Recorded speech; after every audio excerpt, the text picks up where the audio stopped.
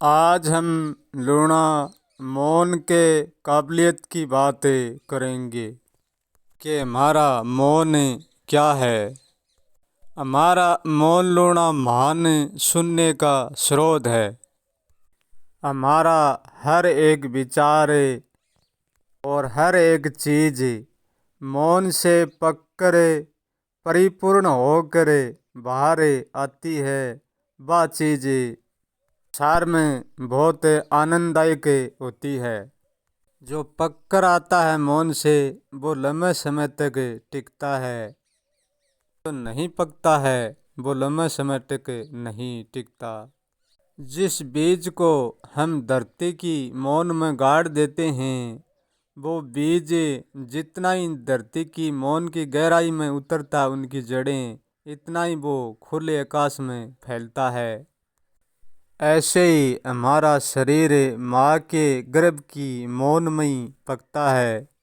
यदि हमारा शरीर माँ की मौन में पककर पूर्ण होकर बाहर आता है तो वो अपना पूरा सौंदर्य लेकर आता है, कच्चा नहीं आता। यदि कच्चा शरीर बाहर आ जाएगा तो वो हमारे गर्भ का पात होगा। मौन में जो चीज़ पक जाती है उसको मौन स्वयं भी बाहर कर देती है अपने से। पकने से पहले वह नहीं करती है।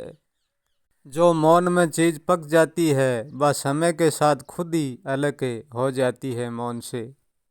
गर्भ के मौन में ना तो हमारे लिए माता कुछ करती है और ना हमको कुछ करना पड़ता है हमारे शरीर के लिए, क्योंकि मौन सब चीज़ों पर भारी है।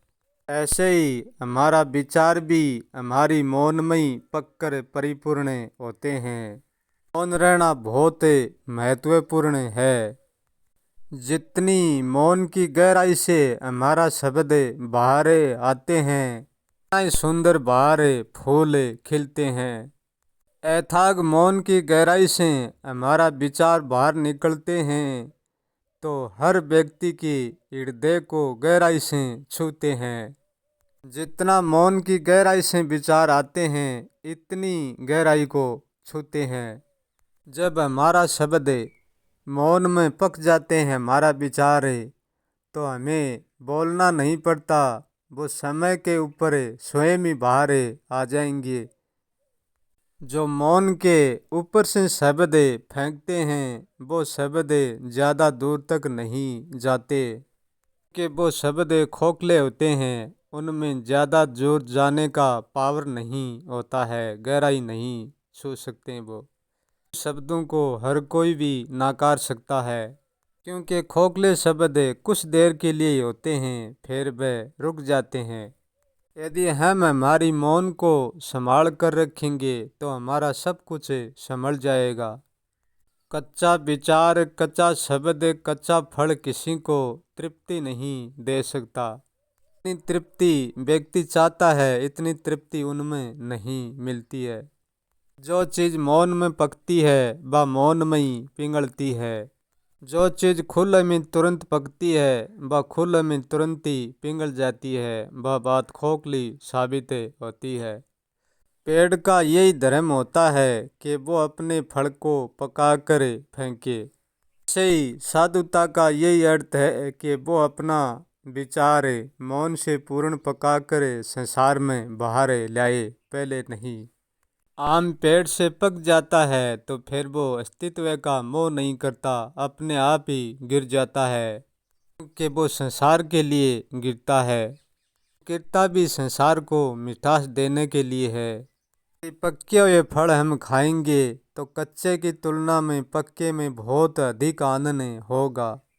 इतना पक्का फल स्वाद दे सकता है, इतना कच्चा फल कभी स्वाद नहीं दे सकता, क्योंकि कच्चे फल में कड़वाहट होता है। ऐसे ही कच्ची वाणी में, कच्चे विचार में कड़वाहट होता है।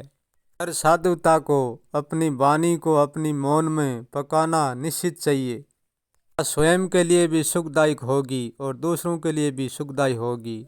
हम हमारे विचार को नहीं पकाएंगे, पहले फेंक देंगे तो वह हमें जितना दुख देगा इतना दूसरों को भी देगा। जब भी कुछ बोलना है तो सोच कर बोलना, समझ कर बोलना, ध्यानपूर्वक बोलना, तभी हमारी वाणी कामयुक्त होगी। कामयुक्त वाणी पर हर कोई विचार करेगा। बिना मौन अनुभव को बोलना अज्ञान की निशानी है।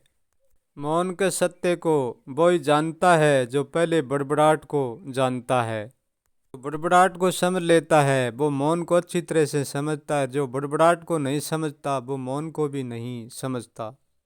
यहाँ हर एक को बोलने का बहुत शौक रहता है।